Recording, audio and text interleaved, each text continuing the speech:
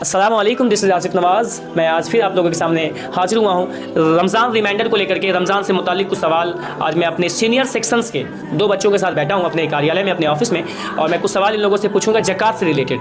सबसे पहले सवाल, what is your name? Myself MD Waizullah. मैं आपसे सवाल पूछता हूँ कि व्हाट इज़ ज़कात? ज़कात है क्या? इस्लाम के 5 पिलर्स में से एक पिलर ज़कात है। और अगर किसी माल के पे 1 साल गुजर जाए तो उसमें से हमें 2.5% निकालना चाहिए और उसे ही ज़कात कहते हैं। मतलब 2.5% हमें ज़कात निकालना है अपने माल में से। What is your name?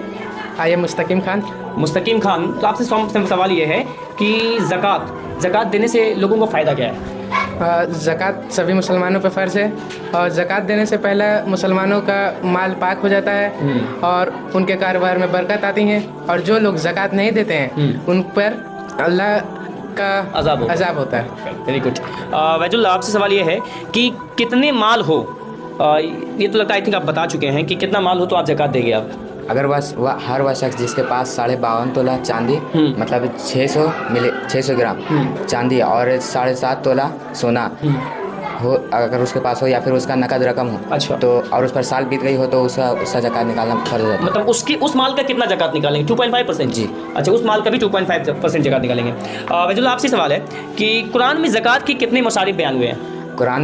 Quran में ज़कात के 8 मसाब बयान हुए हैं। 8 मसाब बयान। चलिए, मुस्तकीम, मैं अगर बात करूं कि अगर कोई शख्स ज़कात अदा ना करे तो उसके साथ क़यामत के दिन क्या हश्र होगा? कुरान में क्या इससे कुछ रिलेटेड आया है? जी, आया है। अल्लाह ने सूरह तौबा में फरमाया है कि जो इंसान सोना चांदी जमा करके रखता है और वह ज़कात नहीं देता है, अल्लाह के राह में उस सोने चांदी का ज़कात नहीं देता, अल्लाह के राह में खर्च नहीं करता है, तो वो आखिरत के दिन पकड़े जाएंगे और उन्हीं के सोना और चांदी से उन्हें दागा जाएगा। मतलब उनके जिस्म, मतलब उन्हीं के सोने चांदी को गर्म करके उनके जिस्म को जलाया जाएगा। मतलब बहुत क्या बोलते हैं, लोगों के साथ बहुत परेशानी होगी वहाँ हश्र के दिन, क़यामत के दिन वहाँ पकड़े जाएंगे लोग।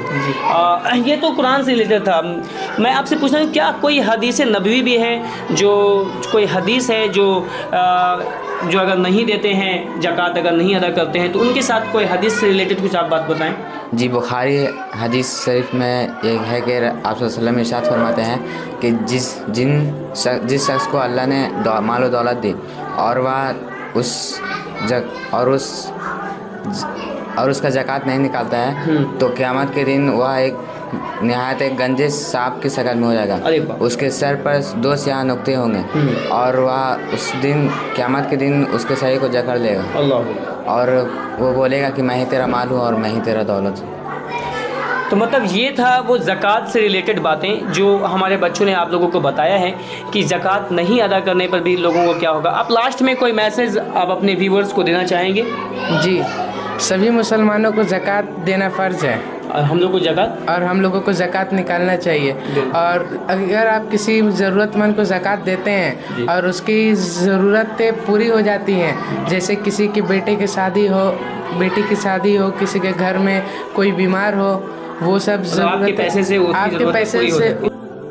हाँ, तो ये जो चीज़ें हम लोगों को बताई गई है हमारे सीनियर सेक्शंस के बच्चों के द्वारा, तो हमें ये चाहिए कि हमें ज़कात देना चाहिए और अपनी माल की जो गंदी चीज़ें हैं वो मतलब उसे निकाल देना चाहिए। Zakat means you are just purifying your maal, you are purifying your wealth, मतलब सब कुछ आप प्यूरिफाइंग कर सकते हैं आप। मतलब आप जो है, जैसे मैं अगर एक एग्जांपल दूँ, एक एप्पल का, अल्लाह तबारक व तआला ने एक एप्पल बनाया है, तो एप्पल का कुछ हिस्सा वैसा होता है जो हम लोग नहीं खा पाते, जैसे कि उसका बीज।